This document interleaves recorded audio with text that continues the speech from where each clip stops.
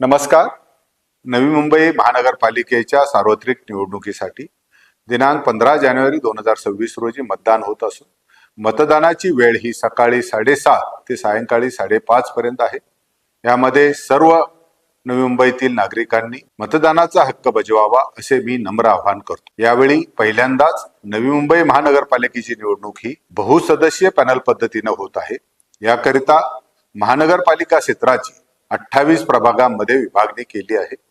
त्यामध्ये प्रभाग 1 ते 27 यामध्ये अ, ब, क व ड असे 4 सदस्य आहेत. तर प्रभाग क्रमांक 28 यामध्ये अ, ब व क असे 3 सदस्यांचा समावेश आहे. प्रत्येक प्रभागातील अ, ब, क व ड अशा 4 सदस्यांकरता ईव्हीएम यंत्रावर 4 मतदान पत्रिका दाखविलेल्या आहेत. अ जागेसाठी फिकट पांढरा रंग, ब जागेसाठी फिकट गुलाबी रंग, क जागेसाठी फिकट पिवळा रंग आणि ड जागेसाठी फिकट निळ्या रंगाची मतपत्रिका ठेवण्यात आलेली आहे. याकरिता 2 किंवा काही ठिकाणी 3 मतदान यंत्र वापरण्यात आलेली आहेत. आपल्याला मतपत्रिकेवरील अ, ब, क व ड अशा 4 प्रत्येक जागेसाठी एका उमेदवाराला मत द्यायचे आहे.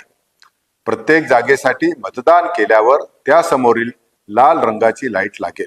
अशा प्रकारे अ नंतर ब नंतर क व शेवटी ड अशा मतपत्रिकेवरील उमेदवारांना मतदान देऊन झाल्यानंतर मोठा बीप आवाज येईल, म्हणजे आपले मतदान पूर्ण झाले असे समजावे.